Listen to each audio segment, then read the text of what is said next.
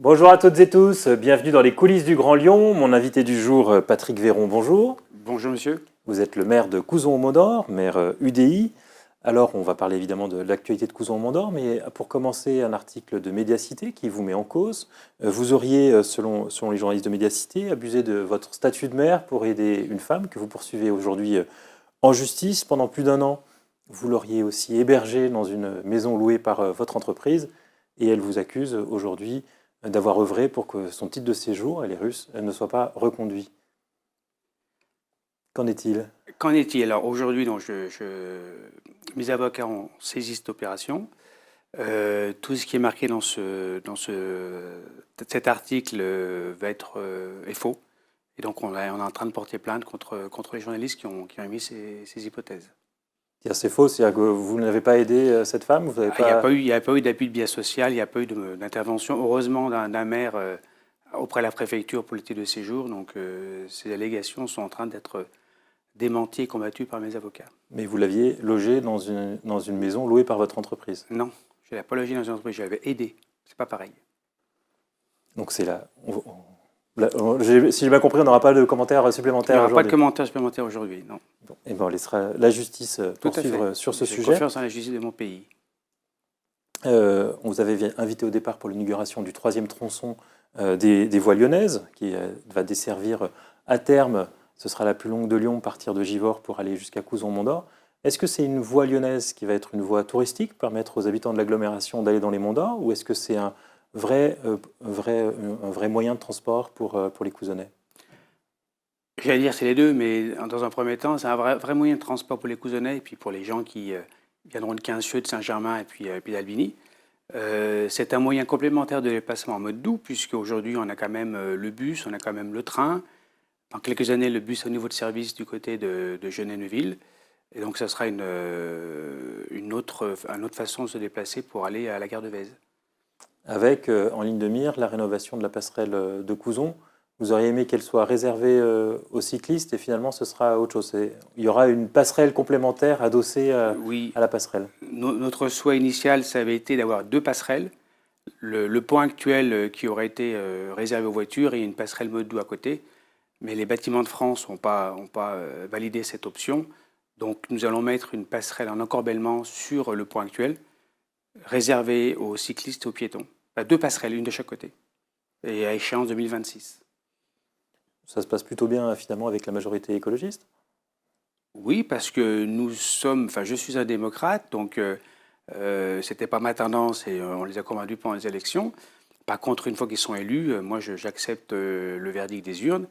Et pendant 6 ans, je préfère l'opposition, je travaille avec eux sur des projets qui vont dans le Val-de-Saône, dans le bon sens, ainsi que pour la commune de Couzon. Autre sujet sur lequel vous êtes en phase, c'est le quartier de la Cimenterie, frontière entre Couzon et Albigny. C'était une promesse de Gérard Collomb que vous souteniez aux dernières élections, puis qui avait toujours été repoussé, sans doute un projet pas assez visible. Là, cette fois, ça va se faire? Oui, alors ce projet faisait partie du développement des berges de la Saône, qui était un mandat Gérard Collomb de 2008 à 2014. Donc 2 projets n'ont pas été finalisés à ce moment-là. Le Bopard Neuville-sur-Saône, qui est en train de se finaliser aujourd'hui avec une enquête publique, et les loupes Albigny-Couzon, parce que ces projets étaient très denses au niveau... Parce qu'ils étaient électoralement peut-être un peu moins payants. Non, pas du tout. Non, les projets n'étaient pas aboutis. Donc c'est pour ça qu'ils ont été reportés, mais pas annulés. Et aujourd'hui, alors, on a repris ces projets d'un ancien mandat sous la présidence de David Kimmerfeld, qui a validé le fait que sur le mandat 2020-2026, on développe ce périmètre. Et aujourd'hui, ça a été validé par la métropole de Lyon à l'unanimité. Donc tous les élus, les 150 élus ont voté la création d'une ZAC à échéance 2025-26 pour qu'on puisse faire des travaux en 2026-27. Voilà. On a beaucoup entendu en début de mandat une révolte, une fronde des maires de l'agglomération vis-à-vis de Bruno Bernard et la majorité écologiste. Là, ce qu'on entend depuis le début de l'interview, c'est que les choses se sont apaisées. Oui, parce que M. Bernard est venu nous voir dans les territoires. Il revient me voir le 30 au 31 mars à Couzon. Donc il y a un dialogue qui s'est instauré entre nous. On n'est pas d'accord avec tout, notamment la ZFE, et on l'a combattu. On est content qu'il ait fait un petit peu marcher en arrière par rapport à 2026. Repoussé à 2028, évidemment, vous avez vraiment plus de sujet de divergence. Si, bien sûr. Si, parce que le gros sujet de divergence aujourd'hui, c'est tout ce qui est logement. Aujourd'hui, il y a quand même des difficultés d'avoir le permis de construire parce que justement, la majorité écologique ne souhaite pas trop densifier. Et nous, on a besoin d'avoir des habitants dans nos quartiers. Vous souhaitez plus construire à Couzon-Mont-d'Or, y compris des logements sociaux? Bien sûr, oui, bien sûr.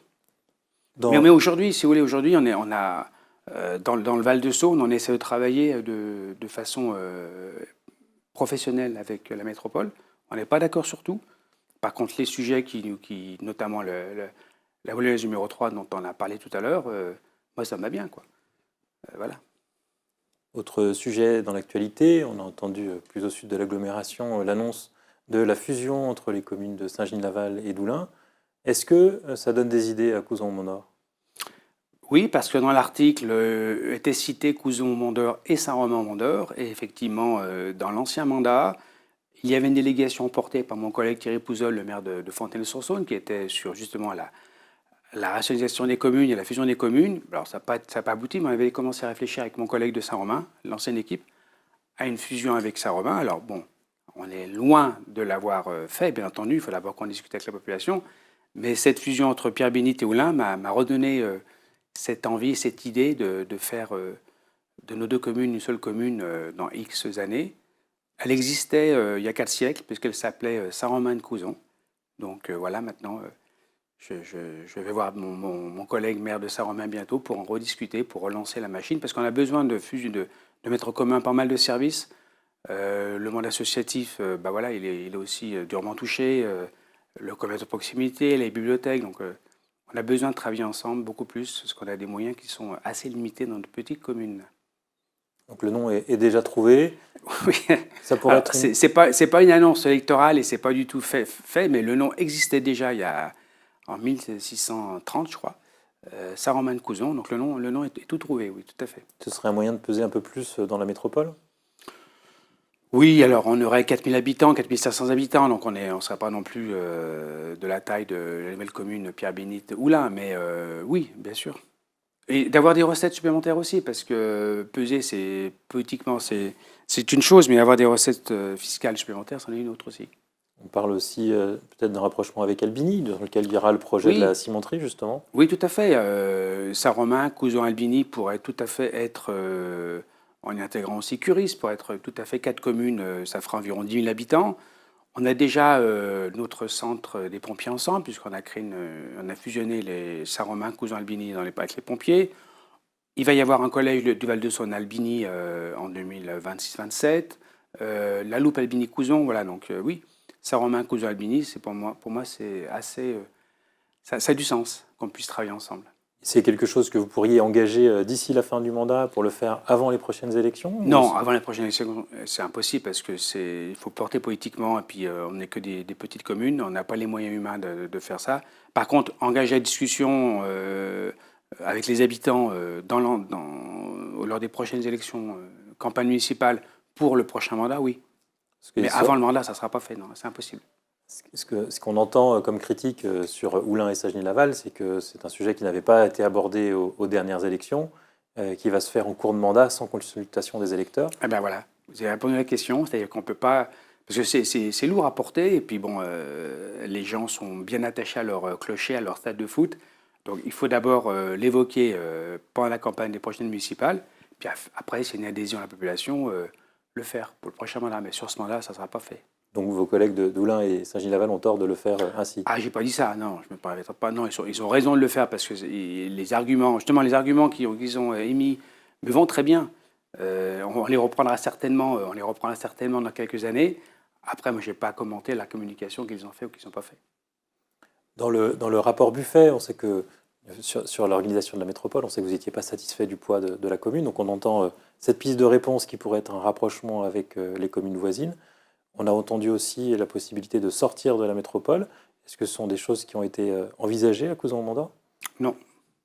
Vous resterez quoi qu'il arrive dans la métropole? Oui, parce que je sais ce que nous, on a comme moyens financiers. Je sais ce que la métropole, que ce soit en assainissement en eau potable, en voirie, en déchets, en collecte des déchets ou espace vert, peut nous apporter. Donc non, financièrement, c'est impossible pour Couzon, en tout cas, de sortir de la métropole. Ce n'est pas l'objectif. Je préfère qu'on fusionne des communes, qu'on soit des tailles 8-10 000 habitants, pour qu'on pèse plus, qu'on ait un représentant à la métropole de Lyon qui représenterait ces 3 communes, plutôt que de sortir la métropole. Pour l'instant, ce n'est pas du tout envisagé. Enfin, c'est pas du tout envisagé, même pas pour l'instant, même demain. Ce qu'on a l'impression d'entendre, c'est que la fronde des maires dans l'Ouest lyonnais, c'est terminé. Non, nous restons vigilants, mais comme je l'ai dit tout à l'heure au début de notre intervention, Bruno Bernard s'est rapproché des communes, a changé la communication et nous demande maintenant plus notre avis. C'est ce qu'on voulait. On voulait être associés aux décisions de la métropole de Lyon, même si nous n'étions pas représentés à la métropole de Lyon. Et ça va mieux. Patrick Véron, je vous remercie. Et puis moi, je vous dis à demain pour une nouvelle émission des coulisses du Grand Lyon.